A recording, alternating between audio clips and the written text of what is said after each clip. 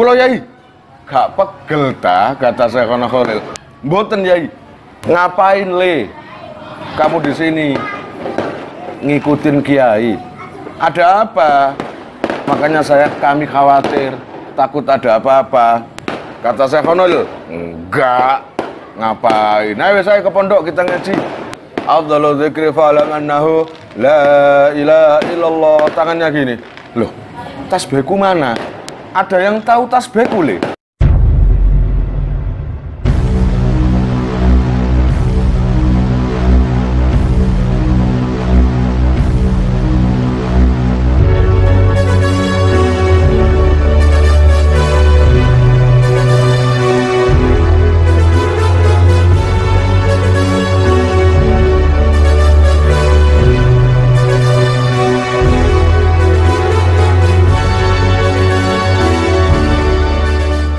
Tak ceritakan sedikit tentang masa dulu, tentang Syekhona Khalil dan Kiai Hasyim Asy'ari.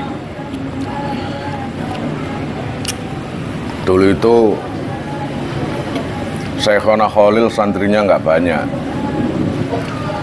Santrinya ada yang bilang 15 orang atau 20 orang. Bahkan pernah Syekhona Khalil itu santrinya cuma 4. Nggak pernah banyak, akhir-akhir banyak. Dari kesemuanya santri itu tidak ada satupun yang nganggur. Tidak ada satupun yang nggak jadi kiai. Baik santri pertama, pertengahan, sampai santri yang masa-masa akhir. Syekhona Khalil itu senengane pindah-pindah, bikin pondok. Beliau suka pindah kemana gitu ya, langsung bangun pondok, katakanlah ke Genggelis, bangun pondok. Nah, ketika pondok itu sudah jadi, lalu ada santri, nanti diberikan ke menantunya.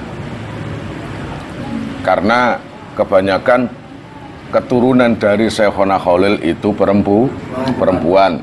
Cuma satu yang lagi, namanya kalau nggak saya Yai Imron atau siapa. Nah, hobinya itu bikin pondok memang. Jadi amal jariah Syekhona Khalil itu luar biasa, santrinya juga luar biasa. Menantu-menantunya juga dikasih pondok semua. Paham? Salah satunya yaitu gurunya Yai Muhajir ini. Itu adalah menantu Syekhona Khalil, namanya Doro Muntaha, Jangkibuan sana, Bangkalan. Jadi kalau ngaji itu enggak tegang seperti sekarang ini, koyo aku nok nguruk tegang atau enggak. Syekhona Khalil itu pelan, gelemak-gelemak. Kalau ada santri yang tidur atau santri yang enggak dengerin, langsung marah. Makanya jangan heran anak didik Syekhona Khalil itu tidak ada satupun yang ketika pulang di rumah nganggur, enggak jadi apa-apa, itu enggak ada. Coba bayangkan santri-santrinya itu seperti pendiri Lirboyo, Yai Ma'ruf Kedunglo, itu santrinya Syekhona Khalil. Kemudian Yai Maksum Kerapia, lalu ayahnya Yai Iskandar Jakarta yang pondoknya besar, dan banyak santri-santri Syekhona Khalil itu yang jadi kiai besar. Nah, sewaktu ketika ini musim hujan, ya, hujan rintik nok sore atau menjelang isya, kira-kira ngantuk nggak ngono. Tapi Syekhona Khalil nggak mau libur, tetap ngaji. Nah, kalau ngaji itu unik, nggak seperti kiai-kiai yang jelas, enak, wakadzalan iku koyok mengkono makom, taman atau harga, itu enak, rujukannya jelas. Kalau Syekhona Khalil enggak, wakadzalan koyok mengkono iku mang, senengan iku mang, sing anu, sing dikono, wis pokoke, wis iku Syekhona Khalil. Nek cara wong belajar nahwu, waduh gak gathuk blas. Gak gathuk. Paham? Kenapa kok banyak yang jadi? Dari karomahnya, keramatnya Syekhona Khalil. Wene kono aidon khale padha ambek yustarotu atau disyaratkan berwudu pakai ini, itu enak, ada jeluntrungnya. Nek Syekhona Khalil enggak. Aidon halimale podemang. Wa minha lan iku setengah sangi komang. Senengan ikomang, sing ikomang ya. Minhum saking wong-wong ikomang. Gadeke disebutno munafikun utawa munafikin, musyrikin utawa muslimin, enggak. Wa minhum lan iku setengah saking wong-wong iku mang. Iki jeluntrunge nang ndi jebuse. Tapi yang namanya santri itu sami'na wa ta'na.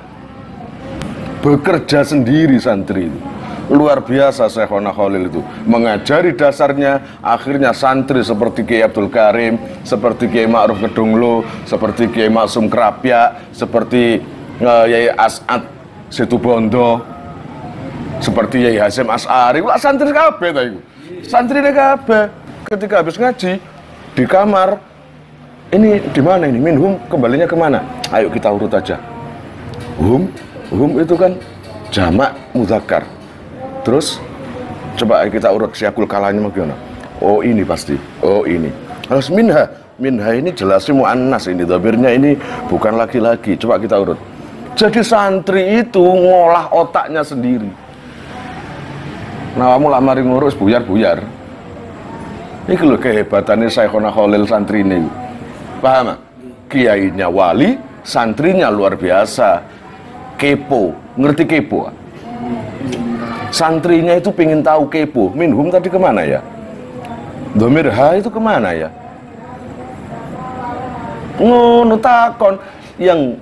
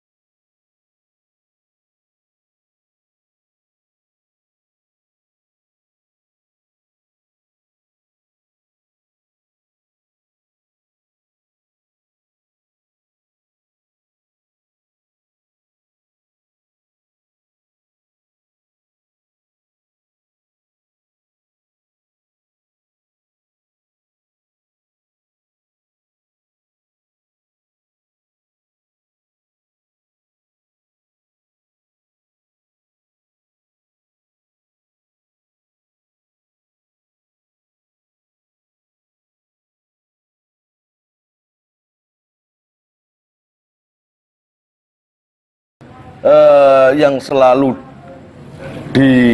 didatangi oleh para santri untuk nanyain ini maksudnya gimana ya? Yai Hasyim As'ari, kemudian Yai As'ad Situbondo, kemudian Kiai Maksum, pokoknya kiai-kiai semuanya, Kiai Abdul Karim Lirboyo, itu yang selalu, oh begini loh, ini kalau saya condongnya begini, sampai debat, oh nggak bisa, harus sampai debat, mulane ngajak pinter.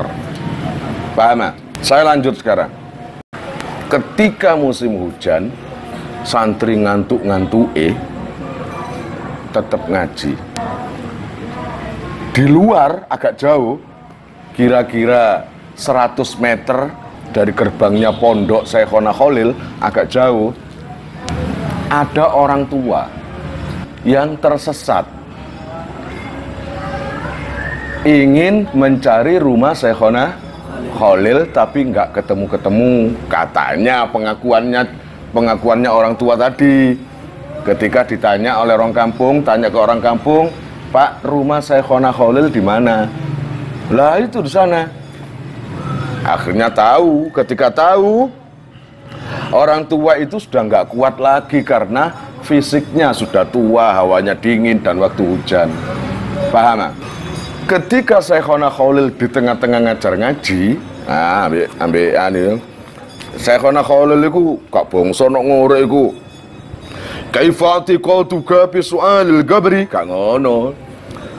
kaifa ya apa itu tukang tapi soal kawan dan kabar semanai mihi kelawan nikmati komang awak zabi utawa siksane mang dudu kok siksane neraka utawa nar gak ngono. Ada gitu nekotake biasa kan atak itu nekotake ingsun iku gak ade. Atak itu nekotake andal mayit satu mayit iku ida wudia hari kalane dan sele komang be kabri ing dalam kuburane komang. Di bingung tengah-tengah ngaji ngono. Syekhona Khalil langsung berhenti diam. Santri-santri ngajar termasuk Kiai Hasyim Asy'ari. Iki eneng tamu. Ngerti beliau tuh. Ini ada tamu. Orangnya sudah tua. Jauh di sana. Ayo, siapa yang mau gendong orang itu? Tanpa basa-basi, dengan cepat Kiai Hasyim Asy'ari berdiri. Kulo Yai, saya Yai. Kuat aku ele. Kuat kamu kecil. Kuat Yai. Garek mikir. Kiai Hasyim itu garek mikir.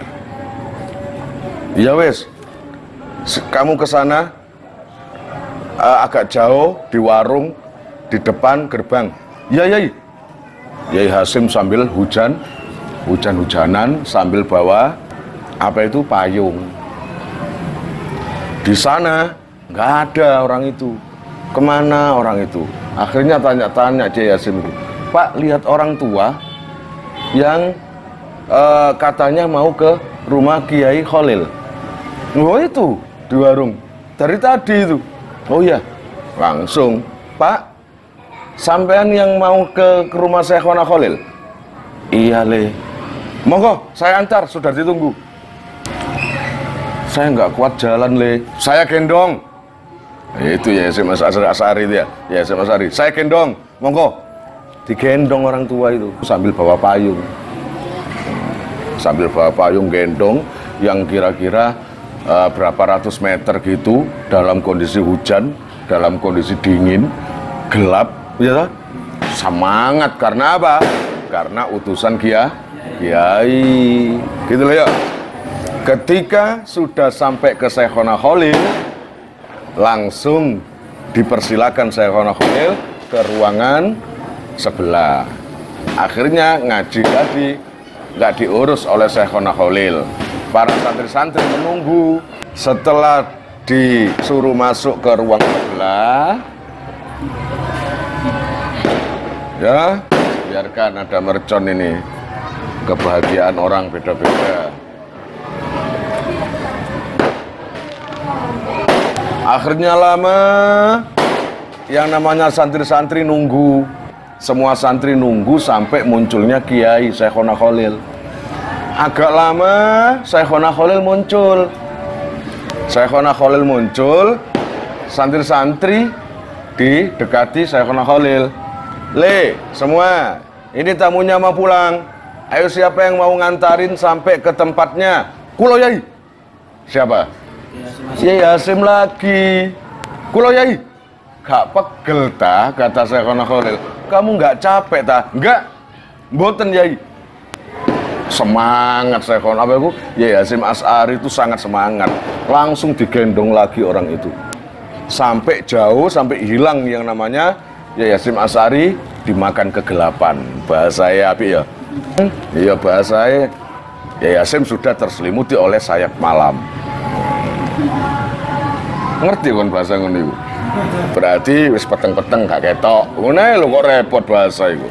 Ketika Kiai Hasyim tadi sudah nggak terlihat, langsung Syekhona Khalil ketika melihat Kiai Hasyim nggak ada, menghampiri santri-santri yang ada di situ sambil mengkerik begini.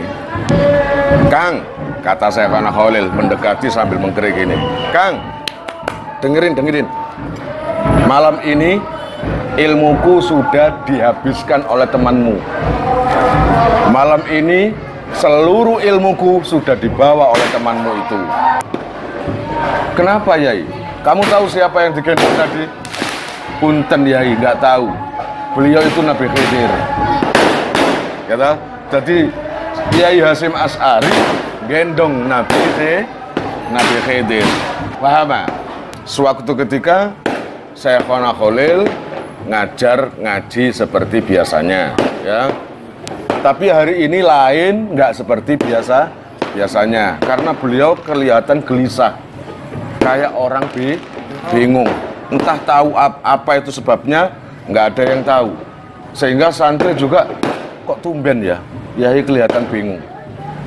Makanya di tengah-tengah beliau ngaji, beliau itu langsung berhenti dan berdiri kayak tolak-tolak, kayak bingung gitu, sambil membawa tasbih. Lapo yo, aku ikapi lapo yo, ibaratnya gitu. Jadi bingung. Santri jelas melihat kiainya kayak gitu, gelisah juga. Ada apa kiai ini? Tiba-tiba Syekhona Khalil tadi melangkah keluar pondok dengan kayak orang bingung gitu. Santri-santri melihat terus, melangkah terus Syekhona Khalil kok kayak orang bingung. Apa istilahnya? Menyusul dari belakang, khawatir nanti ada apa-apa sama kiainya. Saya khawatir dengan kiai seperti bingung gitu. Kemana beliau? Ya nggak tahu. Terus aja jalan sampai agak jauh. Santri nggak peduli jauh, yang penting mengikuti kiainya, takut ada apa-apa. Nggak taunya Syekhona Khalil itu tanpa apa ya, dibilang suul adab, tanpa sadar juga suul adab. Pokoknya jalan terus sampai di pantai. Ketika di pantai beliau berdiri mandang laut terus.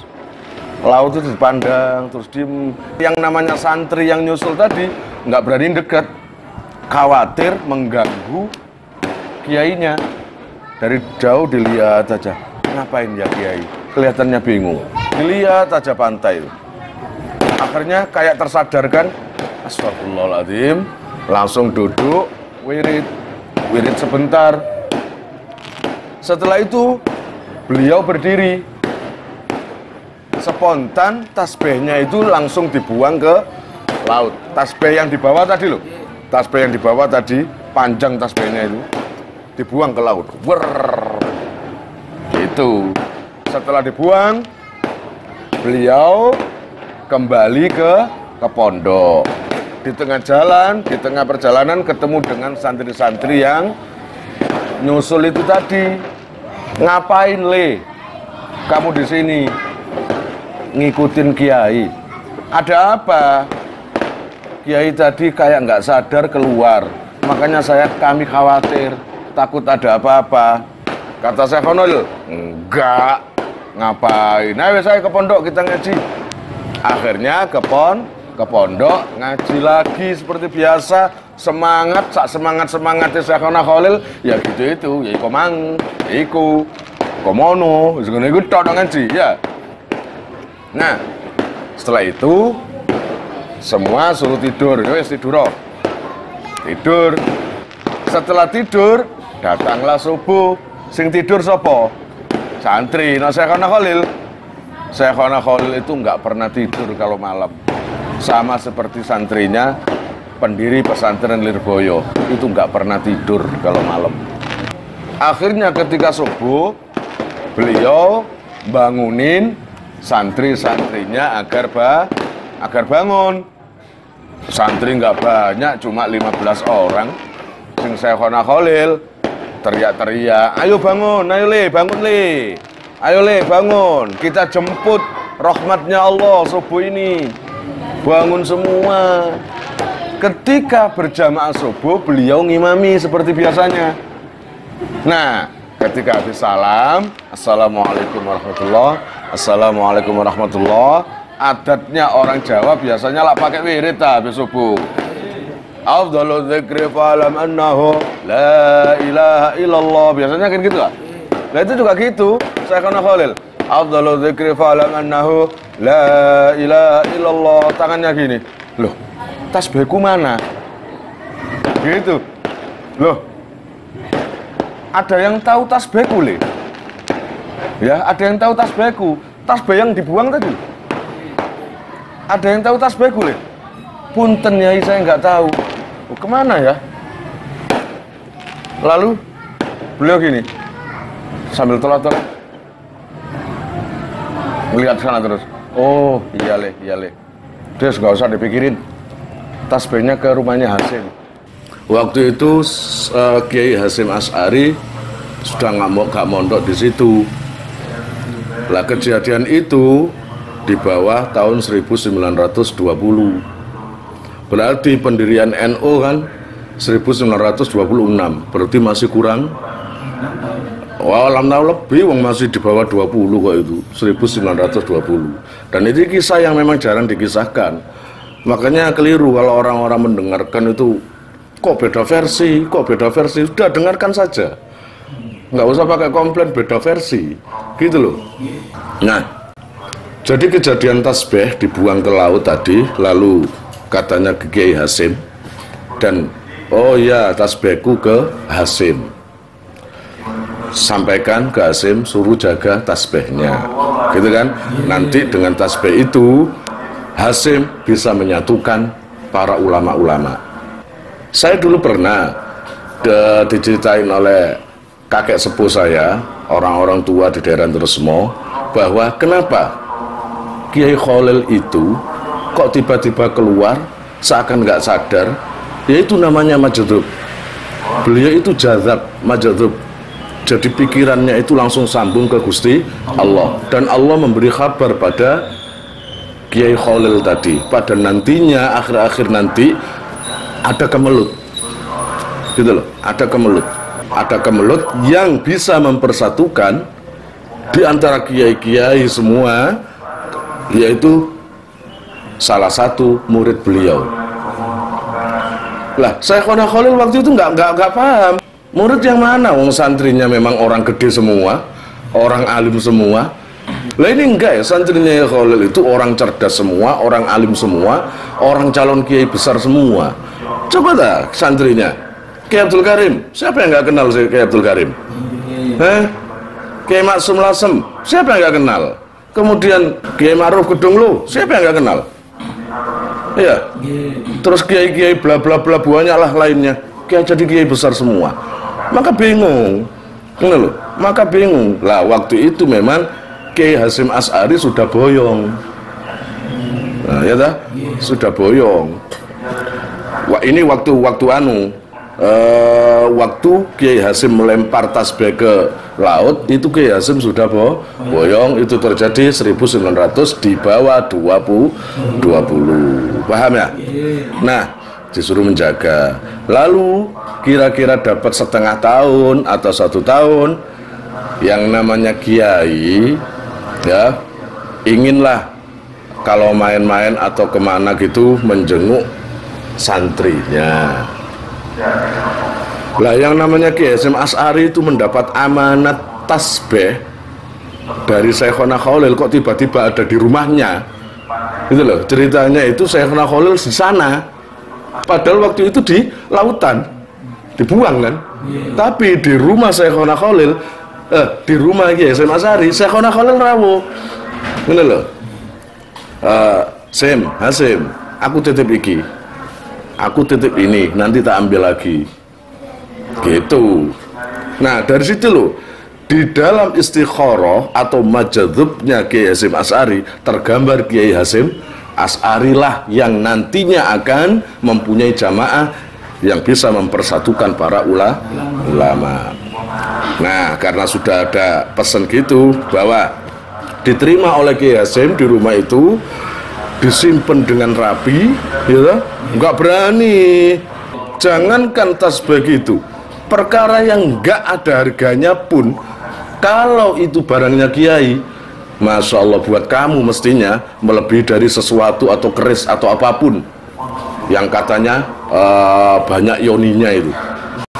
Wow, yonian punyaan guru kamu, kiai kamu, paham gak? Nah, akhirnya Kiai Hasim tadi menyimpan tasbih itu sebaik mungkin, simpan. Nah, setengah tahun kemudian Kiai Khalil berkunjung ke rumah Kiai Hasim. Waras Hasim, Kiai alhamdulillah Tuh.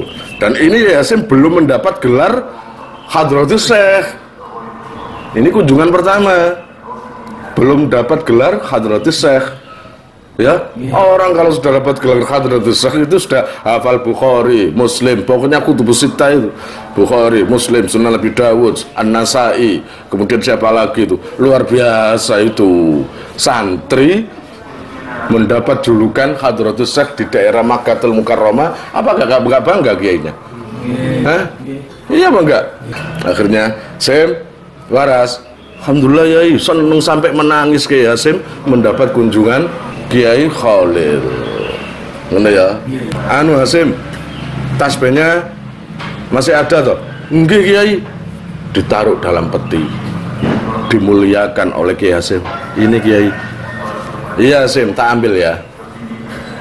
Tak ambil dulu. Dah, kisah singkat cerita dibawa ke rumahnya. Nggak tahu kalau tasbih itu nanti adalah sesuatu yang besar. Ya Bang enggak? Tasbih itu sesuatu yang besar, sangat besar.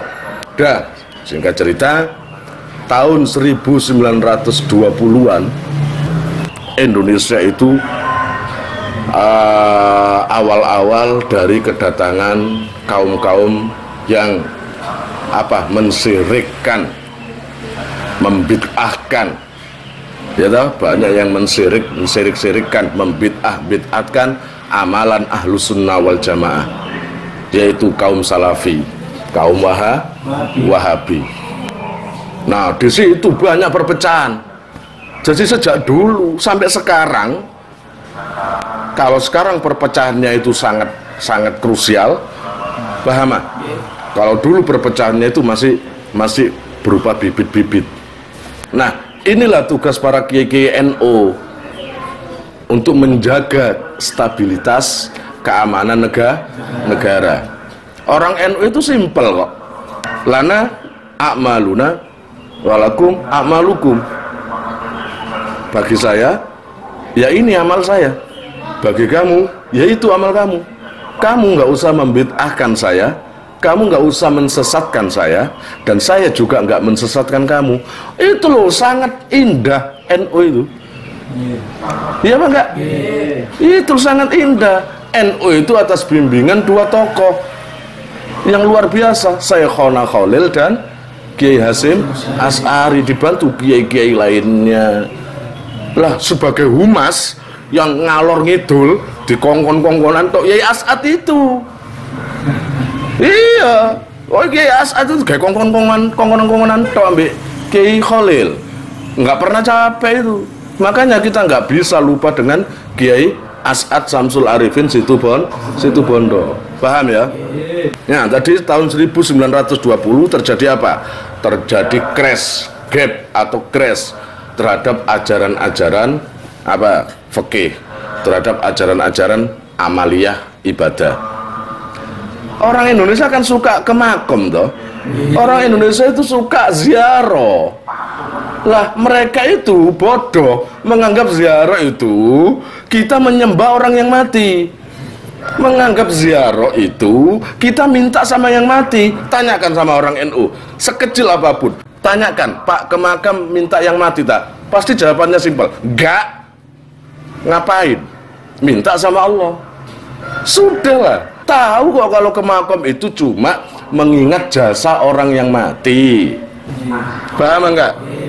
Kemudian kita nanti juga akan wafat seperti mereka. Mintanya tetap sama Allah gitu loh. Udahlah, nggak usah gitu, paham ya? Nah, akhirnya dari kedatangan orang-orang Wahabi di Indonesia itu ya, akhirnya para kiai-kiai seluruh tanah Jawa, ada 64 kiai pusing 7 keliling. Akhirnya apa? Pusingnya kiai itu berkumpul. Paham? Itu pusingnya kiai. No, pusingnya kamu di kamar bawa HP, SMS-an, main game, Naruto, nonton TV. Itu pusingmu. No, pusingnya kiai cari solusi. Kalau begini terus Indonesia nggak bakal aman ini nanti. Akhirnya kiai-kiai berjumlah 64 itu kumpul semua di rumahnya menantu Syekhona Khalil. Nggak berani mau ke rumah Syekhona Khalil itu, terlalu sungkan. Masa omai gurune dikeinjak-injakan atau dikeinep-inepan. Kira-kira terjadi tahun 1920 ya, terjadi 1920, 64 para kiai-kiai sepuh wadul. Ngerti wadul? Apa bahasa Indonesia wadul? Mengadu ke Syekhona Khalil, tapi nggak berani. Beraninya lewat menantunya di Bangkalan Jangkebuan sana. Pondok apa saya lupa. Waktu itu pengasuhnya Syekhona Khalil. Khalil, kalau pondok itu akan dipegang oleh menantu itu. Ada apa Kiai kok mak bedunduk atau mak mendadak kumpul-kumpul di sini? Ini Kiai, masa sampean nggak dengar kabar tentang kedatangan kaum Wahabi? Iya, saya dengar. Nah, ini gimana? Ya Kiai, makanya saya ini berpikir juga. Sampean nggak pernah dapat pesanan dari mertua sampean, kiai sampean, Syekhona Khalil? Belum. Aduh, gimana nih Kiai? Akhirnya sampai nginep ya. Kiai Khalil nggak tahu kalau kiai-kiai ngumpul di situ. Tahu nggak? Nginepnya itu ada yang bilang sampai hampir 1 bulan. Hampir 1 bulan, 64 loh. Akhirnya Syekhona Khalil tahu, gitu loh. Panggil Muntaha, datang. Taha, nggak capek tak kamu itu 64 kiai ke rumah kamu, nggak capek tak? Punten Pak. Iya. Api. Kelihatannya nggak mau pulang itu kalau belum dapat dawuh dari jenengan. Ya, bilang aja gini. Nah, mengeluarkan salah satu ayat disampaikan sama kiai-kiai, langsung alhamdulillah lega kabeh. Itu loh, kiai-kiai 64 itu memang patokannya itu ke Kiai Khalil. Kalau Kiai Khalil itu ngomong sudah mantep nah gitu, alhamdulillah. Kita pleman, kita pulang. Wes, mereka pulang semua. Nah, bukan selesai dari kumpulan itu saja. Bagi mereka belum ada jawaban atau solusi untuk mengatasi kedatangan kaum Wahabi itu tadi. Tapi mereka pulang kemarin itu karena wis direm-rem.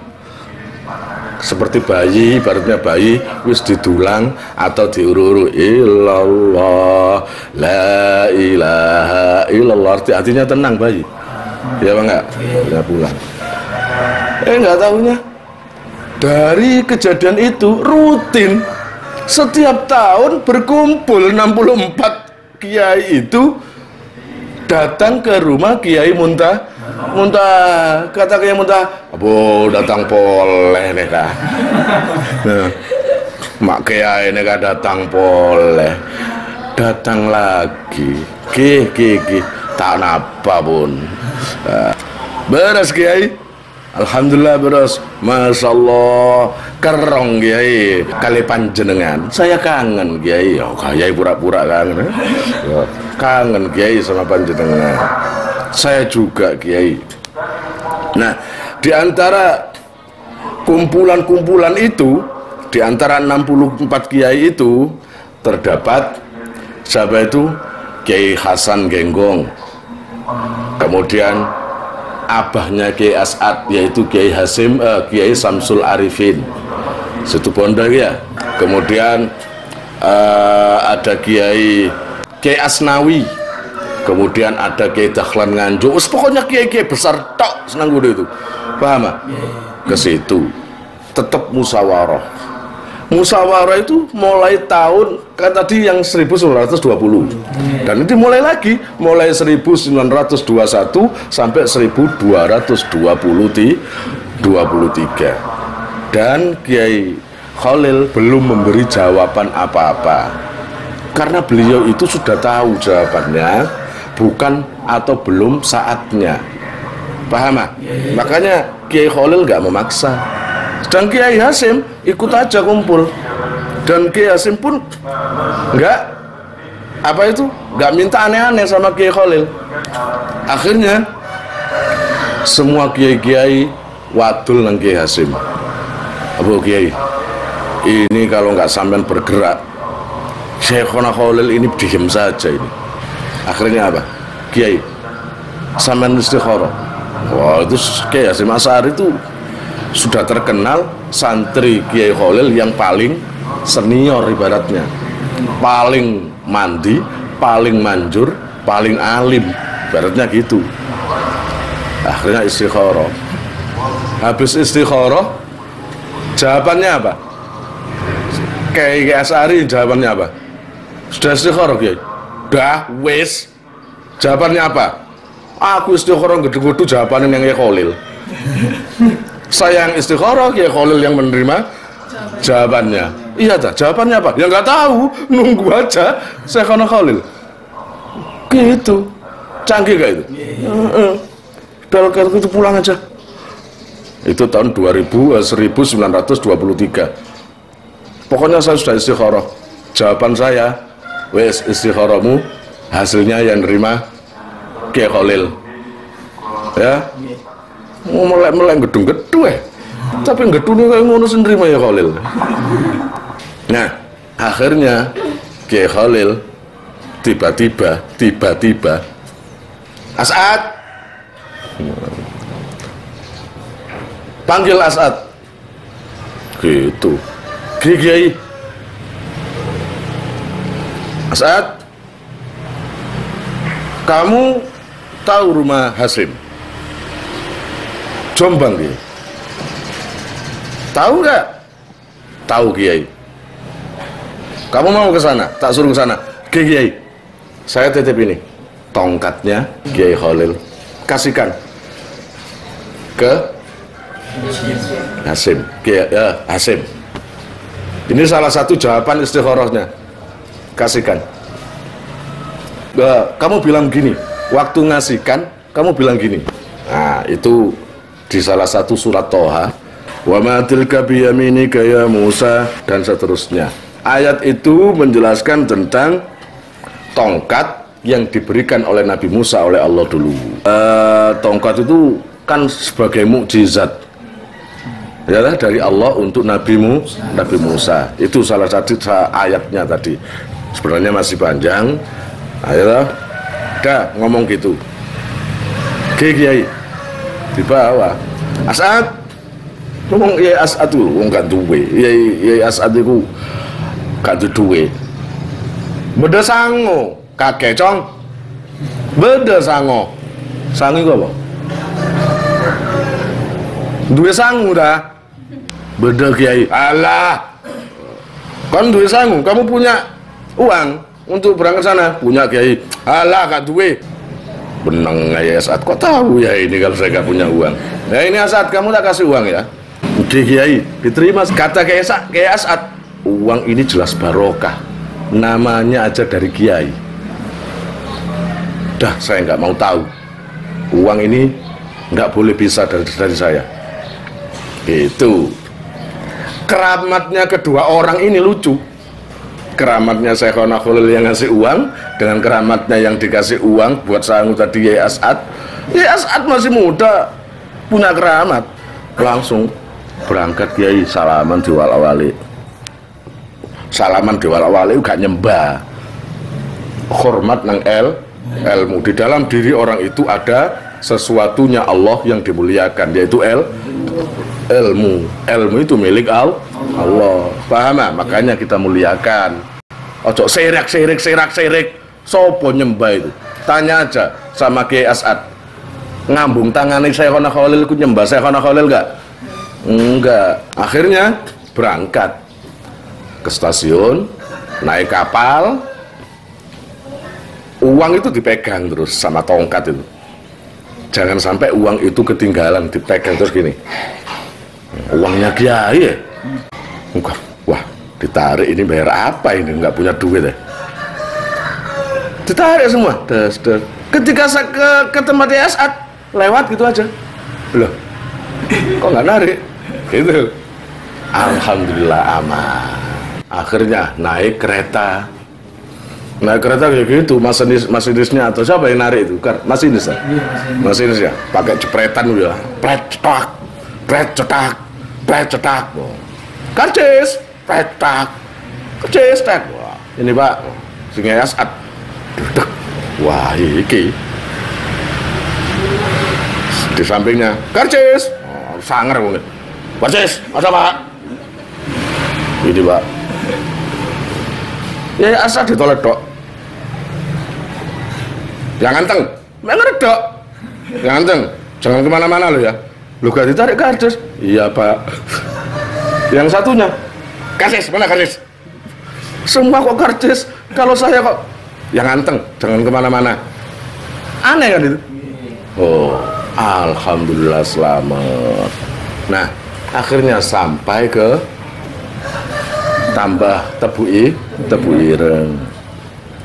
Assalamualaikum Kiai. Itu. Waalaikumsalam. Siapa? Gula As'ad Kiai.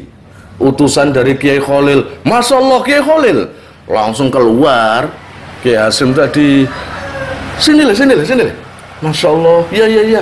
Langsung duduk baik. Kiai Khalil, Kiai Hasim Asy'ari. Iya Le. Ada pesan untuk saya. Kiai. Oh namanya ya As'ad. Sopan Kiai Hasim gini. Podong ini. Karena mendapat amanat ucapan dari gurunya. Iya Kiai, ini tongkat disuruh ngasihkan ke sampean. Ini dari Kiai Khalil. Iya Kiai. Beliau bilang apa? Sambil beliau nggak bilang apa-apa, suruh ngasihkan jenengan. Dan ini yang dikatakan Syekhona Khalil. Apa? Ayat itu tadi. Ayat tentang tongkat Nabi Musa itu tadi. Ngeder. Masya Allah, istikharahku semakin kuat sekarang. Benar ternyata jawaban istikharahku ada di Syekhona Khalil. Semakin mantap saya, seperti mantapnya Nabi Musa mendapatkan tongkat itu. Ya, As'ad, kamu nginep dulu di sini. Nggak berani Kiai. Kenapa? Saya nggak ada perintah nginep. Itu loh orang dulu itu ya. Kalau sama Kiai, Masya Allah, no saiki ya itu bejuk ya, enggak salah oleh nginep waran anu yai, kulo pas peteng kulo sakit, anu yai, aja biasa gitu, paham? Jangan dibiasakan gitu. No wes yai ngomong A, yos A, yai ngomong B, yos B. Belajarlah seperti Kiai As'ad dan Kiai Hasim Asy'ari tadi, paham? Akhirnya pulang juga gitu, uang 10 rupiah tadi ngerdek, itu tadi budak berangkatnya, pulangnya gimana? Sama, pulangnya itu nggak ditarik sama sekali, seakan-akan ya As'ad itu nggak wujud. Kanan tarik, karcis. Kalaupun di sopo gitu, jangan kemana-mana lo ya. Itu aman kan? Kata Kiai As'ad di pidatonya yang ada masih sekarang, uang 10 rupiah itu masih ada sampai sekarang, peninggalan dari Syekhona Khalil. Faham? Saya wallahu alam siapa yang bawa sekarang, apa keluarga Kiai Fawaid atau keluarga dari Kiai Khalil. Ada Kiai As'ad punya anak dari istri yang muda, namanya Khalil, namanya Muhammad Khalil, gitu ya. Anak yang dari istri tua namanya Fawaid. Sama-samanya jos, sama-sama dongdeng, sama-sama alim. Ya apa? Barokah siapa? Ayahnya Kiai As'ad, barokah buyutnya, mbahnya Samsul Arifin, Kiai Samsul Arifin, dan plek ditambahi barokah Syekhona Khalil. Ya entek nang ngono barokah diborong kabeh. Itu barokah diborong kabeh. Lah sekarang pondoknya pondok Sukorejo Situ Bondo kan nggak tahu besar, Masya Allah, ribuan santrinya. Iya tak gak? Sampai sekarang uangnya masih ada, gitu loh.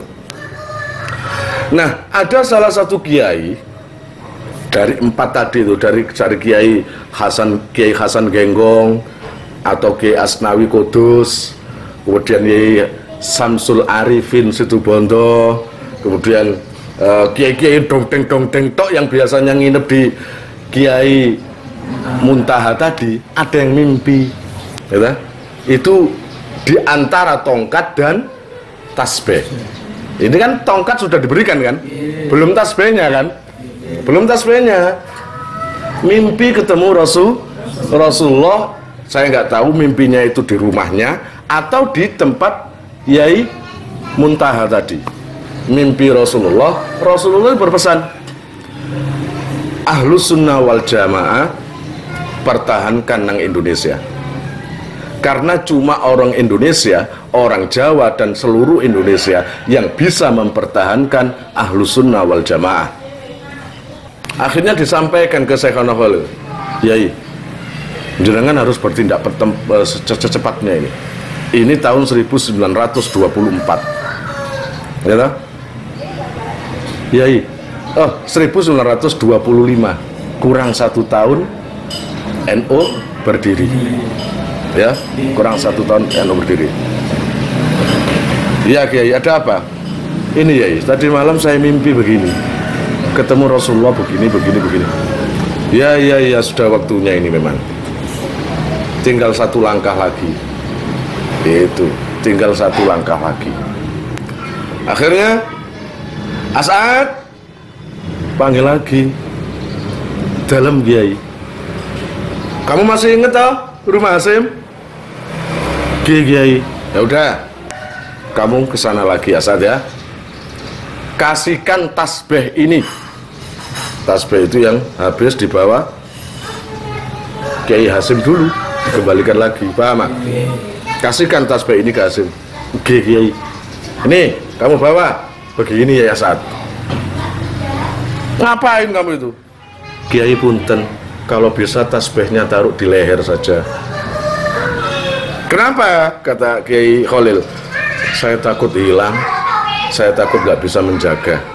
Kalau sudah ditaruh di leher, maka leher taruhan saya. Oh gitu, ya wis. Bismillahirrahmanirrahim.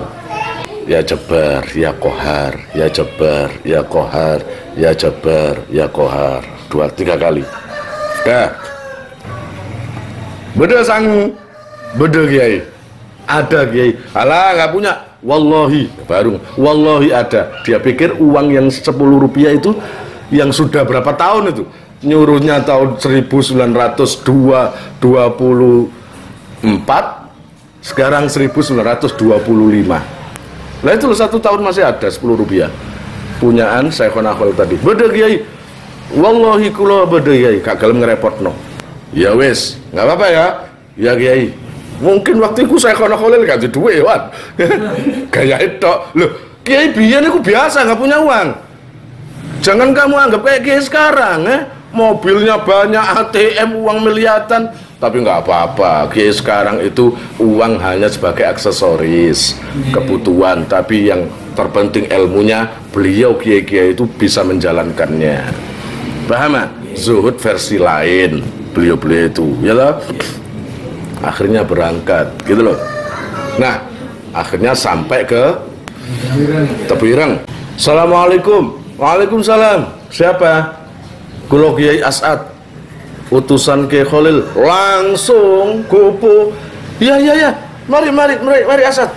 Langsung gini. Kiai As'ad, untuk kedua kalinya sampean ada apa itu? Pesan apa? Yang namanya Kiai As'ad langsung menjulurkan kepala. Ini Kiai. Apa itu? Tasbih dari Syekhona Khalil untuk diberikan sampean. Masya Allah As'ad, insya Allah semua apa yang kamu miliki dan keluarga yang kamu miliki dijaga oleh Allah, seperti halnya kau menjaga barang kiaimu hingga nyawa jadi taruhannya. Lon, keluarga Kiai As'ad sampai detik ini, ya enggak, barokah semua. Saya ambil ya As'ad ya. Iya Kiai begini. Terus ingat, Ya Allah, ini kan tasbih yang saya dulu itu. Ya? Iya, As'ad. Saya bawa As'ad ya. Kiai bilang apa waktu kasih tasbih itu? Gitu. Akhirnya bilang, Kiai cuma mengucapkan ya Jabbar, ya Qahar, ya Jabbar, ya Qahar, ya Jabbar, ya Qahar, ya Jabbar 3 kali sambil bilang sing serah atau siapapun yang musuhi Kiai hancur. Ya As'ad, semakin mantap saya. Sudah, ini alhamdulillah sudah mantap. Semua jawaban istikharahku sudah dituntaskan, diberitahukan Kiai Khalil untuk saya. Ya, As'ad sampaikan, siapa yang nggak bisa menjaga amanat Syekhona Khalil, amanat Syekhona Khalil berupa nanti jam'iyah ini, ya, maka hancur semuanya. Karena ini adalah jam'iyah yang diridhoi oleh Allah untuk menangkis golongan kelompok-kelompok yang apa? Membuat ribut dan yang tidak membuat aman. Ibaratin saiki, jam'iyah ini adalah landasan NKRI. Jam'iyah ini adalah memperkuat apa? Indonesia Raya. Mulai sampai sekarang. Kalaupun ada hal-hal yang kurang baik di NU, itu bukan NU-nya. Kalau NU Syekhona Khalil. Kalau NU siapa? Yai As'ad. Kalau NU Yai Hasyim Asy'ari. Kalau NU Yai Samsul Arifin. Kalau NU Yai Dahlan Nganjuk. Paham? Kalau ya ada yang nggak tepat, itu adalah oknum-oknum. Nggak usah dikatut no NU nih. NU tetap Yai Hasyim Asy'ari, NU tetap Syekhona Khalil. Barokah sampai kapanpun. Ngono lho ya, sampai kapanpun. Akhirnya dibawa. Ya wis. Akhirnya setelah menyerahkan tasbih, dapat beberapa bulan gitu Syekhona Khalil wafat. Ya, meninggalkan satu jamaah yang besar itu. Nahdlatul Ulama, sebuah kiai yang besar-besar, yang manfaat-manfaat tertampung di dalam satu jam'iyah Nahdlatul Ulama. Kurang barokah ya apa? Iya apa enggak? Itulah. Apa itu istilahnya? Hasil daripada romo-romo ya sepuh Syekhona Khalil, Kiai Hasyim Asy'ari dan Kiai lainnya, Kiai As'ad. Tolong jaga NU. Kalau nggak cocok dengan apa yang dipesankan Kiai Hasyim Asy'ari, Kiai Khalil dan Kiai lainnya, nggak usah. Lebih baik nggak usah. Paham? Lebih baik nggak usah. Paham ya? NU tetap Syekhona Khalil. NU tetap Kiai Hasyim Asy'ari. NU tetap Kiai Dahlan Nganjuk. NU tetap Kiai Samsul Arifin, Kiai Asnawi Kudus, dan Kiai sepuh-sepuh lainnya. Bahkan ayah-ayah kamu, buyut-buyut kamu, mbah-mbah saya, buyut-buyut saya, itu juga bernaung di bawah NU. Tolong untuk sesama NU ingat kisah ini. Jangan saling bermusuhan sesama NU. Jangan kau ajak NU itu untuk memusuhi kelompok lain. Jangan kau ajak NU memusuhi kelompok lain. Pada akhirnya nanti saling permusuhan. NU masih terbesar sampai sekarang, tapi NU jangan kau prosokkan untuk memusuhi kelompok lain. Karena dari situ nanti akan timbul permusuhan. Dan itu jauh dari cita-cita Kiai Khalil. Dah gitu saja cukup, kira-kira sudah jelas itu tadi dia. Sudah, wallahu alam.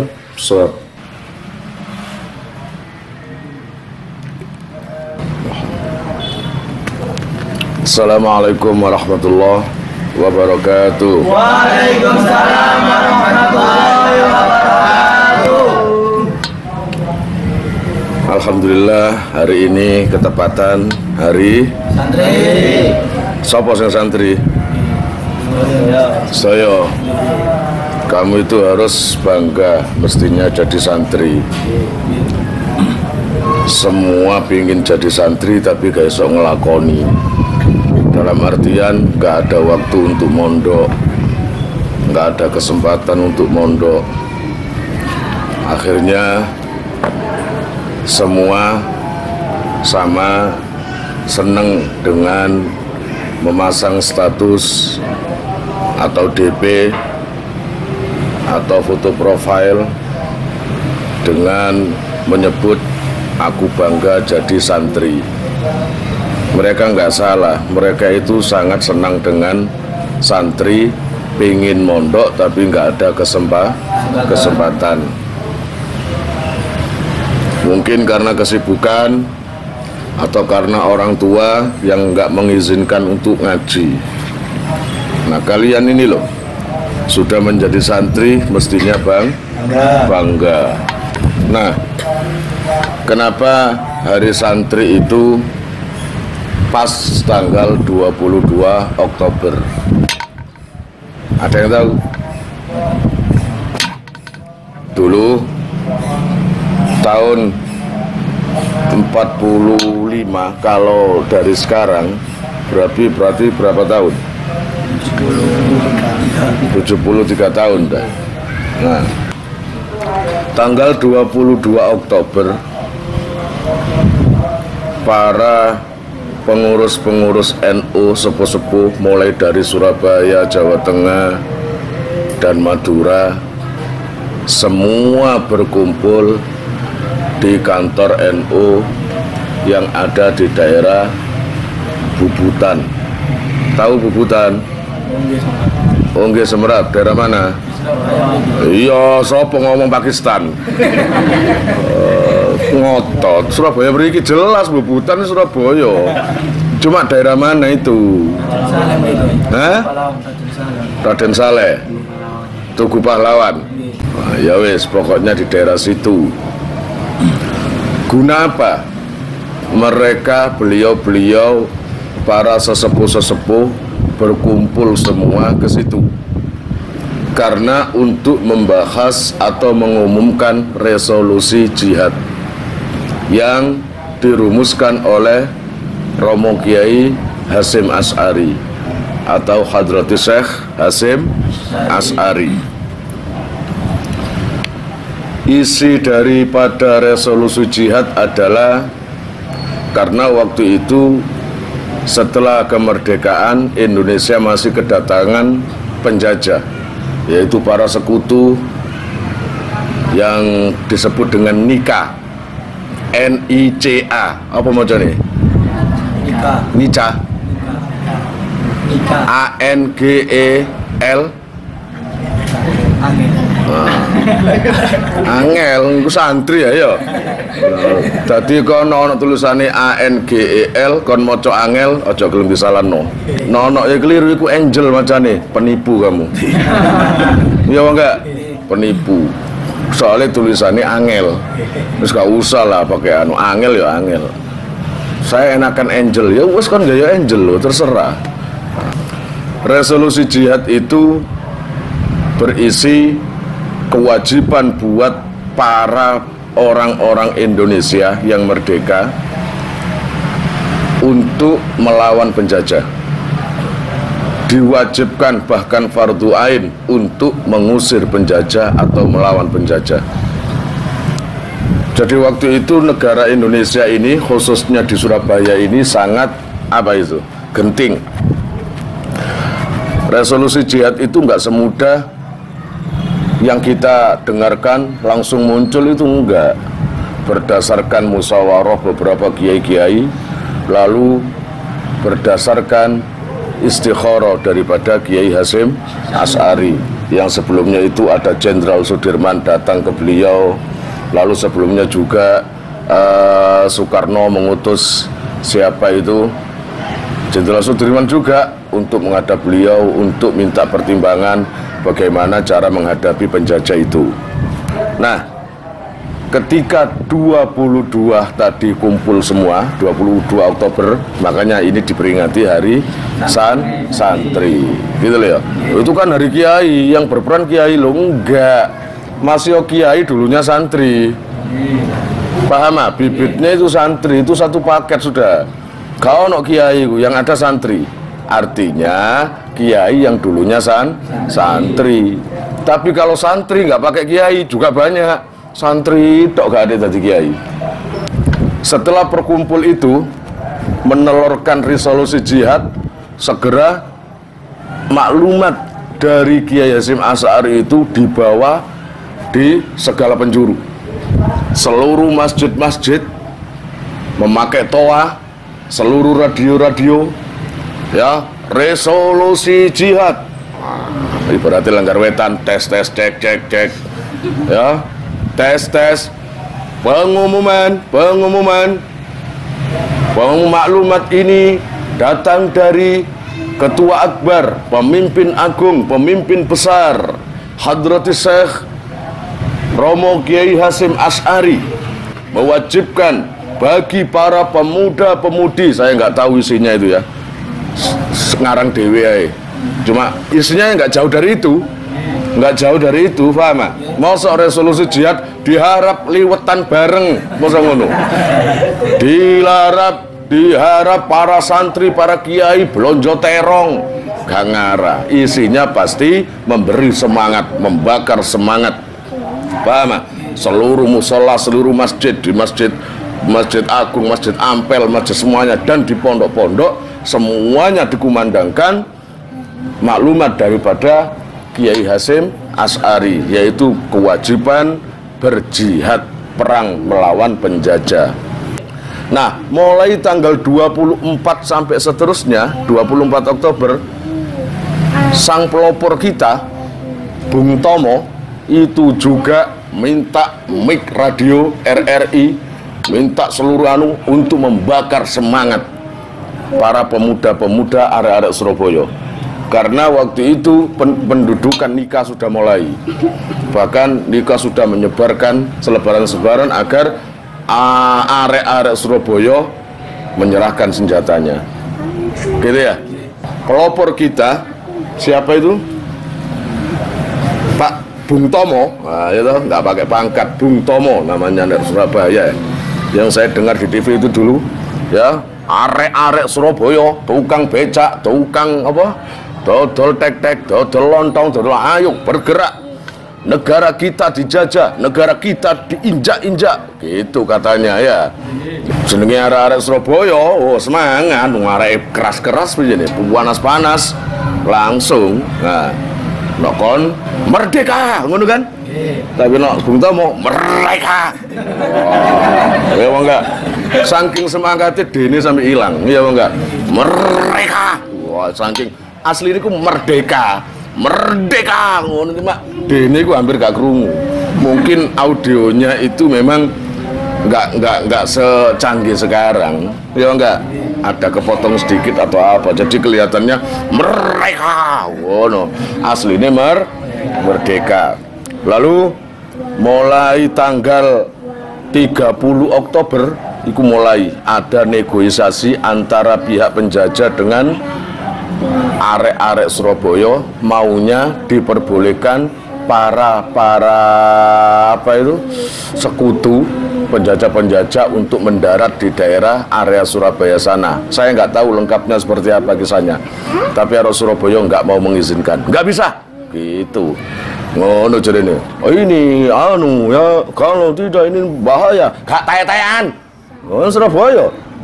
Akhirnya krono gregeten terjadi baku tembak satu kelompok anak Surabaya dengan satu batalion Belanda, Inggris, pokoknya sekelompok nikah itu.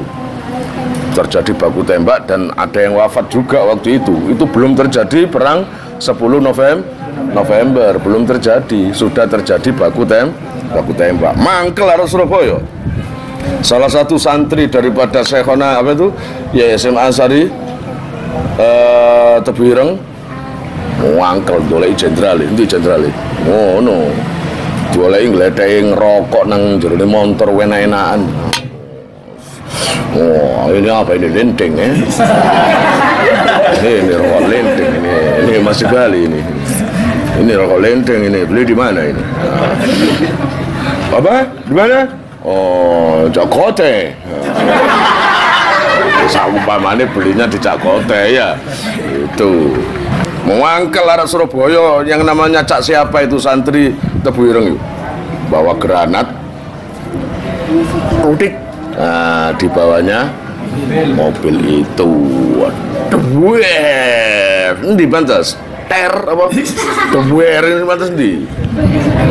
Ya duar, kan? Mate wis sing jenenge Jenderal Malabi. Dari kematian Jenderal Malabi itu loh, orang-orang Inggris, orang-orang Nika, orang-orang marah betul. Marah betul. Langsung memberikan ultimatum, reultimatum. Ancaman batas waktu, paham ya? Ancaman batas waktu agar arek-arek Surabaya menyerah, meletakkan senjata. Kira-kira arek Surabaya gelem nggak? Akhirnya Romo Kiai Hasyim mempunyai firasat bahwa akan terjadi perang. Dan perang ini nggak bisa dilepaskan jika cuma arek-arek Surabaya saja yang menangani. Nggak akan pernah bisa. Satu-satunya jalan adalah para kiai-kiai, para santri-santri dikerahkan. Karena kalau sekedar arek-arek Surabaya saja, percayalah, nggak akan mengatasi kalau bukan kiai yang turun tangan atau unjuk kekuatan. Paham ya? Akhirnya arek-arek Surabaya kumpul semua. Kumpul Surabaya, tahu tek, kelompok tahu tek, wong becak. Ya apa cak, kabar cak? Jadi ini kapian iki yo, diancam ambek nikah. Iya, kan ya apa? Taek-taekan ngene iki, matek wis. Ngono. Oh, matek. Anakmu akeh lho, Cak. Bah, gak ngurus. Matek kabeh gak apa-apa. Daripada urip dicak-cak Belanda. Iya, Pak? Mending padha ae engko anak-anake dhewe sing susah. Mending harus bebas sekarang. Gitu. Lalu pemuda-pemuda Surabaya yang biasa disebut dengan arek-arek Surabaya. Apa bahasa arek-arek Surabaya itu cuma arek Surabaya tok? Enggak. Campur, ada Pasuruan, ada Bangil, ada Malang. Semuanya ya. Cuma yang berdomisili di Surabaya. Ono sing dodol srebeh, ono sing dodol lento, ono sing dodol lontong, ono sing dodol kocor, tahu tek, apa maning? Otok-otok. Melihat para pemuda-pemuda Surabaya itu sudah puanas, mendarah, tegese sudah ngepul, ya. Akhirnya Kiai Hasyim Asy'ari itu khawatir karena nggak ada takutnya. Kiai Hasyim Asy'ari itu takut tidak terkendali karena pemuda-pemuda Surabaya, arek-arek Surabaya sudah mulai berkumpul banyak di daerah manapun. Akhirnya beliau memberi maklumat, ojo dhisik, jangan memulai perang, jangan memulai tindakan tanpa ada pemimpin. Insya Allah saya sudah manggil Kiai Abbas, Kiai Abbas Buntet Cirebon, sing biasa tak fatihai, gitu ya, Kiai Abbas. Memang betul, pokoknya mulai tanggal awal-awal November, ya, entah itu tanggal 1, tanggal 2, Kiai Abbas dari Cirebon ke sana naik kereta api menuju Surabaya. Kiai Abbas itu wong kuno, orang kuno, pakai serban diikat, baju takwa, sarungan, bawa kelompen, ya, bawa kelompen. Karena Kiai Abbas itu datang ke Surabaya bukan untuk negani undangan walimaan, karena memang berangkat perang. Lucu Kiai Abbas itu dari Cirebon sampai nanti ke Pondok Gusmus sampai ke Surabaya, yang namanya kelompen itu gawa terus. Oh gitu. Kudu nutuk wonge. Iya, karena sepanjang jalan itu banyak para nikah-nikah itu, para penjajah-penjajah itu banyak di pos-pos itu. macam-macam tutuk. Oh gitu ya, pesangar pokoknya. Alime masya Allah, tapi kendele masya Allah. Dengan membawa tasbih, jadi tangan tasbih sama kelompen. Santri ini yang namanya siapa itu? Abdul Wahid. Yai, kula aturi, kula betaken kelompen semua. Yai, kelompen saya bawakan. Gak usah. Iki baru duduk seneng-seneng. Aku kudu nutuk nanda si penjajah-penjajah itu. Saya berangkat. Nanti itu Yai Hasim sudah nunggu dari sejak kemarin. Gitu. Mampir dari Cirebon, mampir ke pondoknya Gusmus itu loh. Yai Khalil Bisri mampir di situ di Jawa Tengah itu. Di sana sudah ditunggu 15 kiai sepuh-sepuh yang nantinya juga ikut perang ke Surabaya. Paham? Yai, jenengan jenengan itu Surabaya toh? Sampean mau ke Surabaya? Iya, sama Kiai. Kita bareng-bareng. Iya, ayo bareng. Kita naik mobil aja biar cepat. Iya Kiai, tapi kelompennya aja dicangking menurut terus lah Yai. Kelompennya itu Yai dipakai aja. Kang, kalau urusan ini saya nggak nurut. Nasihati apapun saya akan nurut, tapi no, bagian saya disuruh make nehi. Ya, nggak akan pernah. Buat apa toh Kang? Kanggo nutuk Belanda. Kang arah gak nutuk awakmu. Nggak mungkin saya nutuk boleh dewi. Kawan kita sendiri nggak. Buat nutuk Belanda atau Gurga atau nikah. Wis. Berangkat wong 15. Sampai ke Surabaya dijemput oleh utusan Kiai Hasim Asy'ari. Kiai Hasim, Kiai Abbas pun rawuh. Alhamdulillah. Yai monggo Yai. Itu monggo Yai. Pun siap nih. Para pemuda-pemuda Surabaya, arek-arek Surabaya, santri-santri semua, jangan ada yang bertindak kecuali atas perintah Kiai Abbas.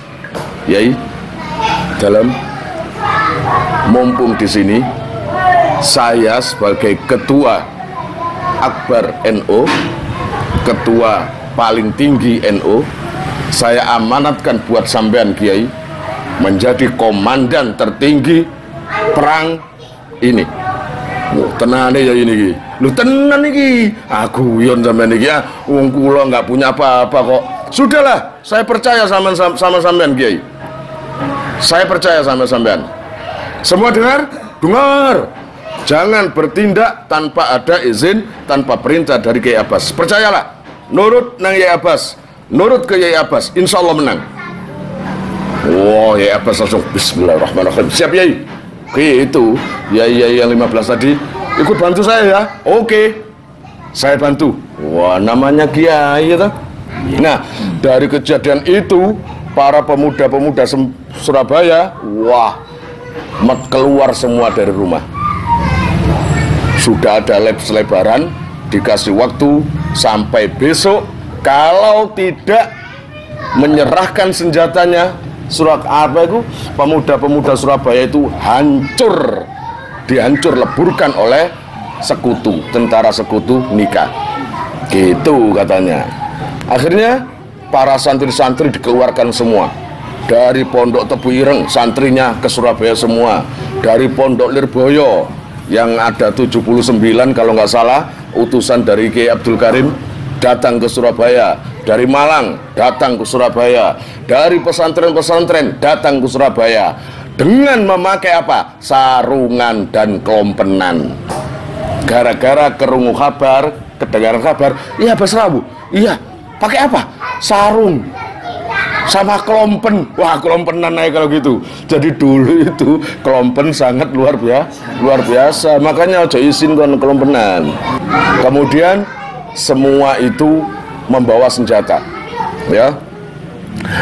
Yang namanya santri, yang namanya orang-orang Surabaya, ono sing gawe, ada yang pakai pisau buat ngirisi lontong, ada yang apa itu, garpu biasanya dipakai untuk nutul lento, ada yang senjata apalah pokoknya apapun dibawa. Ada yang punya tembak hasil rebutan, ada yang bawa pedang, ada yang pakai tembak yang pucuknya ada bayonetnya itu. Biasanya tembak kan ada pucuknya, ada pisau itu loh. Nah, tapi nggak ada pisaunya, diganti dengan pisau pawon. Wes saenake arek Surabaya iku ya, saenake. Nah, iki yang ngono, iki apa, Cak? Kok gak ono Cak iki biasa, Cak? Biasa lah ono anune ya, ono pisaunya ya, ono ladinge ya. Iya lah kan oleh ada pisaunya ya? Nggak ada. Wes ganti ae.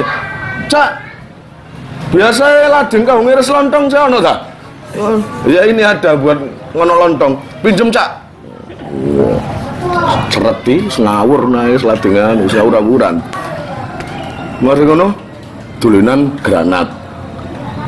Cak ngawur iku apa? Karo. Wah, minum desa-desa. Karo. Iki jelas bahaya iki, Cak. Iya, tapi ya apa carane? Karo aku. Lah nemu tukang di wingi mari perang nemu iki. Orang Belanda itu ada yang matek, bongko, iki nih keleleran, tak ambil lembe aku. Nah, ini pistol ini, kalau ini pistol. Lah ini tahu, Cak, gini kan dor gitu. Kalau ini kayak apa ini? Enggak tahu ini kue apa ini ya. Sekarang ini wong desa-desa ya. Nah, yang lucu itu ketika orang-orang Gurga, orang-orang Nika sudah berkumpul semuanya, bergerak menuju ke Surabaya dengan memakai sirine, ribuan dengan senjata lengkap, senjata brand, senjata tank, senjata tembak, granat, bom, semuanya lengkap. Sedang pihak kita Surabaya lading lontong, ya mangga, kebanyakan bambu runcing, yaitu dari bambu yang di ujungnya diruncingi, mulai jenenge bambu runcing. Cuma itu saja, ya Pak. Nah, yang namanya ya Abbas, sarung ditinggikan. Bismillahirrahmanirrahim. Sarung ditinggikan, tasbih dikalungkan, itu ya Abbas. Kemudian dengan membawa alu. Ngerti alu? Alu itu buat ngelembutin beras dilumpang. Dung, dung, dung. Apa itu namanya? Iya, buat numbuk itu loh, numbuk beras. Bawa alu. Ternyata orang-orang lihat, Yai Abbas bawa alu. Saya kan punya. Bawa. Dua ya, punya. Bawa. Ayo niru Yai Abbas. Kita kan harus nurut Yai Abbas. Wah, akhirnya wong sak kampung padha ngetono alu kabeh. Dengan bawa alu semua. Tuh. Yai Abbas, merdeka. Gua alu kabeh. Wah, gua alu kabeh dengan tasbih dikalungkan, ya. Ketika orang-orang Nika itu sudah siap-siap nyerang, ada pahlawan kita yang bernama Dr. Mustopo. Dr. Mustopo itu satu pimpinan, satu pemimpin di salah satu pemuda-pemuda gerakan arek-arek Surabaya gitu. Ibaratnya saiki kayak tentara, tentara biyen. Tapi tentara dulu nggak pakai seragam kayak gitu, paham? Sing sarungan dibelepeti ngene-ngene ku tok. Ini tentara sudah mulai datang di Surabaya. Ingat, Rek, siapa? Amankan Bung Tomo. Maksudnya amankan itu diapakan? Dikawal, dijaga. Tapi ini arah Surabaya kadung nafsu. Maksudnya amankan, itu tangkapan. Padahal maksudnya tadi amankan Bung Tomo. Cepat sekarang. Gitu. Siap. Wah, ayo Rek. Wih, ke Bung Tomo, gak ngurus. Wah, ini sepodok kendele ya. Gak ngurus perintah yang ngono. Yang Bung Tomo. Siap. Sama harus dibawa sekarang. Loh, ada apa? Pokoknya dibawa. Loh, iya ini ada apa? Langsung tek diangkat. Diangkat ibu mau dibawa kemana? Mau dibawa kemana itu? Maaf Bu, ini perintah. Saya harus menangkap Bung Tomo. Gak ngerti no mengamankan itu maknanya kawalan. Langsung disembunyikan di rumah sakit yang namanya Bung Tomo tadi di kamar, ya toh? Sing Bung Tomo salopo aku iki. Padahal merdeka sampai hilang dene lho. Mereka semangat terus kayak ngono kok malah ditangkap iki. Ya opo ceritane iki. Bung Tomo ya mesem-mesem tok. Iki pasti salah iki. Ke dokter Sutopo apa aku Mustopo tadi. Dan sudah selesai tugas komandan. Apa? Menangkap Bung Tomo. Apa? Menangkap Bung Tomo. Apa? Balani maneng. Menangkap Bung Tomo. Iso banget maneng kan? Gini le. Kon tangkap, aduh. Kon tangkap, aduh. Terus kamu apakan? Ya saya tangkap. Kamu apakan? Kamu sorong-sorong, kamu pegang tangannya, kamu iya. Oh, kupingmu ini. Maksud saya itu amankan, dikawal biar selamat. Karena dia itu pelopor kita, karena beliau itu yang akan mengomando kita juga nanti. Nggak tahu. Di mana sekarang? Ya ada di situ. Cepat, selamatkan. Siap dan langsung beruat. Bung Tomo, sebentar singkoto. Saya salah terima, saya salah mendengar perintah. Iya, saya tahu. Mestinya nggak gitu katanya, gitu. Nah, akhirnya dari situ Bung Tomo dikeluarkan dari tahanan ngawur tadi ya. Langsung semakin bergerak. Dulu itu sudah ada bonek, ya kan? Pihak-pihak bonek, pemuda-pemuda Surabaya yang bukan santri, memang nggak pernah mondok dan nggak pernah ngaji. Ini kelebihan bonek dulu. Saya nggak tahu kalau sekarang. Kelebihan bonek dulu, cak melok perang. Bonek ono perang gak melok. Apalagi kalau Kiai Hasim yang disakiti, apalagi ada Kiai Abbas, apalagi ada pondok-pondok yang mau disakiti. Bonek cuk, no, bonek cuk. Ojo sampai orang-orang itu menyakiti kiai-kiai. Ayo bonek, wani, siap. Jangan sampai kiai mati dulu. Harus kita yang meninggal dulu. Bonek, paham gak? Keliru no, bonek sekarang itu tidak membela kiai itu keliru. Gitu loh. Langsung sekelompok bonek-bonek datang ke Kiai Hasyim Asy'ari. Datang bukan ke Kiai Hasyim Asy'ari, ke kiai-kiai. Kiai, mohon izin saya para teman-teman arek-arek Surabaya, para bonek menjadi tameng hidup.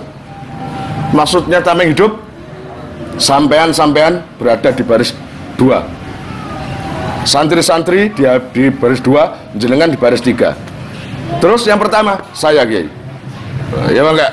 Saya Kiai. Saya para bonek akan siap berada di baris depan. Kuwi ono bom lho. Ono tank, enggak takut. Ya enggak takut. Nah, bonek-bonek itu kumpulan dari anak Surabaya, anak Malang, anak Sidoarjo, semuanya kumpul di situ. Sekarang kok bisa nggak rukun loh antara bonek dengan Arema loh? Iya, gegeran deh gitu. Nah, ayolah bersatu. Buat apa? Nggak ada untungnya. Iya enggak? Toh itu saudara kita sendiri. Kamu sakiti anak Malang, sama menyakiti diri kita. Anak Malang menyakiti anak Surabaya, juga sama menyakiti diri kita sendiri. Ayo rukun. Ayo kita mengedepankan visi. Ayo kita mempunyai visi yang ke depan yang sama. Tunjukkan karya kalian. Gitu loh. Bal-balan, sudahlah. Bal-balan itu untuk kesenangan. Sepak bola untuk kesenangan. Kalau kalah, pasti kalah. Kalau menang, pasti menang. Kalau waktunya menang, nggak mungkin kalah. Kalau waktunya kalah, nggak mungkin menang. Semuanya sudah Allah yang mengatur. Ayolah belajar sportif.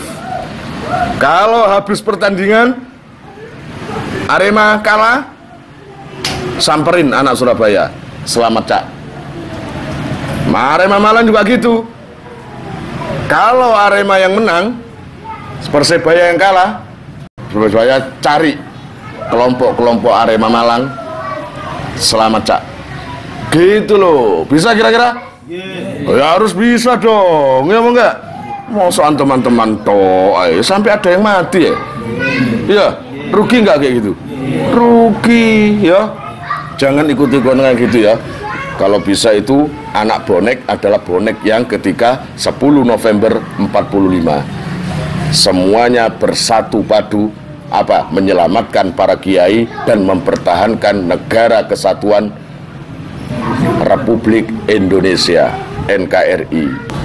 Akhirnya lambat laun orang-orang di Surabaya mulai penuh. Ini sudah hampir datang ini para penjajah ini. Sudah dipenuhi oleh para santri atas komando kiainya masing-masing. Jadi di situ sangat akrab, tidak ada perbedaan antara santri dan bonek, antara bonek dan jual bakso, antara jual bakso dengan tukang becak, semuanya bersatu padu, saling berpelukan, saling menyatukan misi dan visi, mempersatukan tekadnya, keberaniannya untuk melawan satu titik, yaitu penjajah, gitu ya. Nah, tapi lucu, mbien-mbien nggak rapat-rapat toh, ngelumpuk-ngelumpuk, bahkan senjata. Itu senjata apa, Cak? Mbok gak ngerti aku ini. Ya lucu. Ono sing dulinan bom, ya, ono sing dulinan sing ngene iki. Bazooka. Bolongan gak ono, Cak. Oh, gak ada peluru nih. Biasanya kan dileboni peluru. Gak ono, Cak. Masa bolongan gudeng ini? Dileboni masa dilekei selet gini. Terus lucu, gak ngerti kabeh. Gak tahu semua itu fungsinya kayak apa, gak tahu. Ngono gak tahu. Akhirnya gawa-gawa tok ditutuk. Mestinya kan gini, ono helikopter nih. Cuy, diisi peluru sih kan. Itu gak ono peluru nih. Terus gawa ya, pokoknya macam-macam tok. Terus beres. Terus beres. Akhirnya tanda sirene mulai. Para pemuda-pemuda Surabaya, ekstremis Indonesia, kami berharap saya kasih waktu 1 jam untuk menyerahkan itu senjata. Serahkan. Dorong sampai ngomong, yang namanya arek Surabaya, bonek, santri ngelepas bajunya. Cowok. Iya bener, gitu ceritanya. Cowok kakek cangkem kon. Gitu. Ojo kakek cangkem. Nyerang sini. Ya apa sih? Jadi pegel jadi wong Belanda itu. Wong iki apa ya gak kena diwedeni wong iki. Ditakut-takuti nggak bisa. Santri-santri kopi ono semiring ini. Ya. Iya, Bro. Ayo. Ngono kabeh. Sing kiai itu, sing kiai Abbas barang. Diem aja, lihat pola para santri, diem aja, maklum. Makanya di hadis itu kamu nggak boleh jalan dengan sombong kecuali dalam kondisi perang. Paham? Berjalan sombong nggak apa-apa. Video kayak udunan gini. Tapi kalau nggak ada apa-apa harus gini, sopan. Tapi ketika perang melawan orang kafir, ini lepas gerak, langsung meso-meso nih wow ya. Kemudian terjadi peperangan. Batas waktu sudah selesai, akhirnya terjadi perang. Nah, ketika terjadi perang itu satu pun orang-orang Surabaya, baik santri, bonek, para kiai-kiai, gak ada yang mundur. Paham? Padahal di situ maju terus, gak ada yang mundur, kecuali ada tank. Ya toh? Dulu itu ada seniman dari Jerman, ahli lukis yang digemari oleh orang-orang penjajah itu. Nah, karena idola dengan seniman itu, akhirnya ditulis di salah satu tank atau dua, namanya Jancuk, gitu, JANCOX, Jancuk. Kebetulan yang pegang tank itu idola dengan Jancuk, ditulis Jancuk. Nah, orang-orang Jawa ketika musuh waduh, kamu bawa senjata, bambu runcing maju terus. Ketika ono tank, tek. Weh jancuk weh jancuk. Endi? Kok jancuk? Jancuk iku mlayu. Jancuk iku mlayu. Ngono lho, mlayu. Setiap perang kalau ada apapun nggak mundur. Tapi, weh jancuk iku mundur. Bukan nggak berani untuk cari tempat selah agar tidak kena bom. Paham ya? Agar tidak kena bom. Hatta waktu itu para ibu-ibu pun ikut berjuang, tapi dengan bukan memikul senjata, tapi sebagai juru masak dan juru rawat. Makanya para ibu-ibu juga itu seperti para sahabat-sahabat perempuan dulu itu juga ikut perang untuk perawatan. Kalau nggak ada perawatan gimana?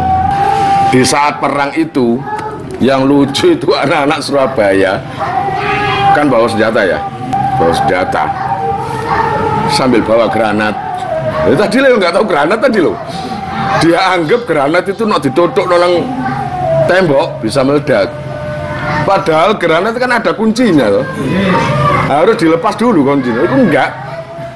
Ketika Belanda masuk di daerah ruangan, granat gak ada dilepas. Kena batu entok. Kok gak dor ya? Kon. Tok. Kok gak dor sih? Jadi sak mono kuwe granat tuh gak ada yang dor blas. Gak ono sing bener iki. Nah, akhirnya Bung Tomo saya tak lek. Prasaku arek-arek malah nggo granat sih. Kok gak ono dor blas sih? Ya apa iki? Perasaan saya ini lihat tadi anak buahku tadi banyak yang bawa granat. Kok gak ada yang jedar itu gak ada. Penasaran? Granatmu mana? Habis tadi tak lemparkan. Kok gak meledos? Kena batuk.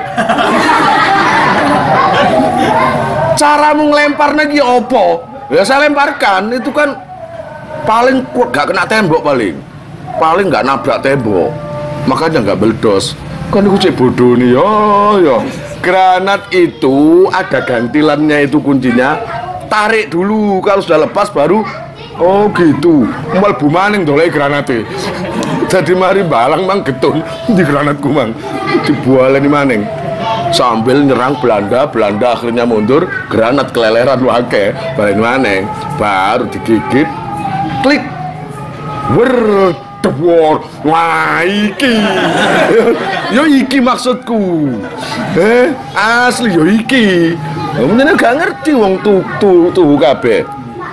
Yang namanya Kiai Abbas tadi berada di baris belakang.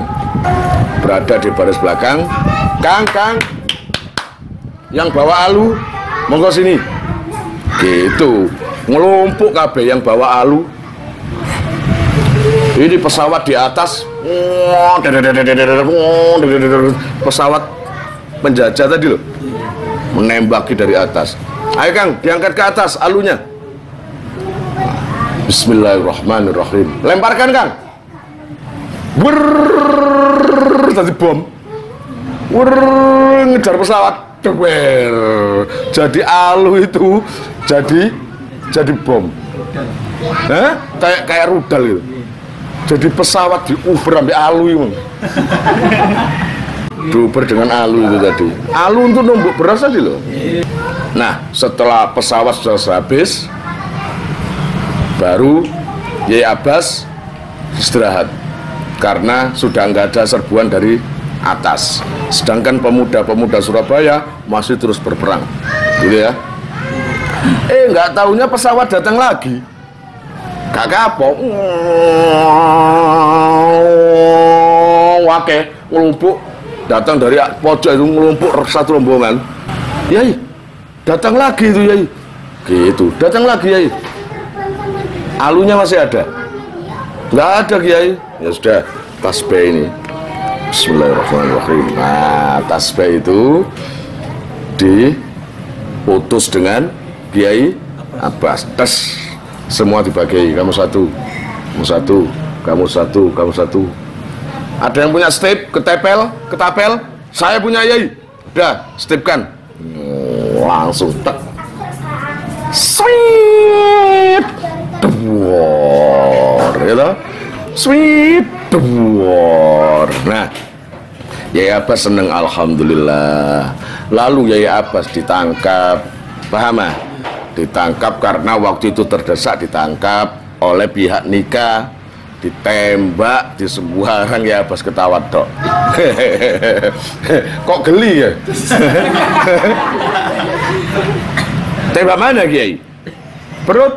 Ya ini. Duor, oh itu lagi. Duar. Geli. Ya Abbas ya? Sangat tedoyo ya Abbas itu, ditembak apapun kayak gitu, paham? Akhirnya ya Abbas nggak jadi ketangkep. Tadi ketangkep akhirnya karena nggak ada yang bisa melukai, dilepaskan lagi, gitu ya. Lalu akhirnya Kiai Abbas itu kedatangan pesawat lagi, rombongan yang ketiga, dan tasbihnya sudah habis, alunya sudah habis, ya. Nah, Kiai Abbas melihat pesawat itu, yai datang lagi pesawat. Bismillahirrahmanirrahim, ya kamu agak menjauh. Serbannya itu dilepas.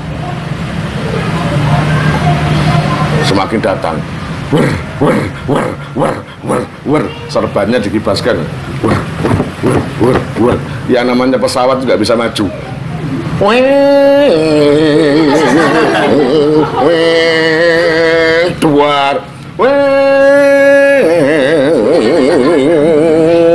Duar. Karena capek, le, sapa sing ganti aku le? Saya. Ayo cekel kene, wis kibasno. Jenenge wong anu ya. Tambah banter iki basane. Ya nama pesawat itu mencetat ado. Gitu. Itu banyak saksinya kayak gitu itu. Paham? Luar biasa ya Abbas itu, sangat luar biasa.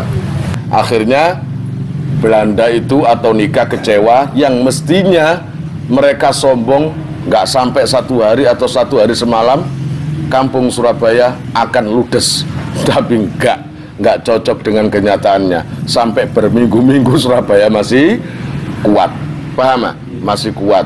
Nah, ketika perang selesai 1946, Romo Kiai Abbas wafat, tapi beliau katanya dalam kondisi kecewa dengan perjanjian Linggarjati.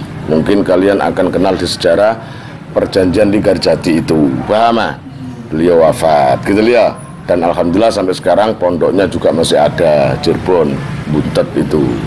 Maka semoga kita dapat barokah para ulama-ulama, para kiai-kiai tempo dulu yang telah memperjuangkan ya negara kita ini, yaitu di Surabaya khususnya, termasuk Kiai Hasyim Asy'ari, Kiai Wahab Hasbullah, kemudian Kiai Abbas Buntet, kemudian kiai-kiai lain-lainnya semuanya yang ikut, dan para santri-santri yang ikut berjuang, para kiai-kiai semuanya. Ala hadhihi al-Fatihah. A'udzubillahi minasyaitonirrajim. Bismillahirrahmanirrahim. Alhamdulillahirabbil alamin arrahmanir rahim maliki yaumiddin. Iyyaka na'budu wa iyyaka nasta'in. Ihdinas siratal mustaqim. Siratal ladzina an'amta 'alaihim ghairil maghdubi 'alaihim waladdallin.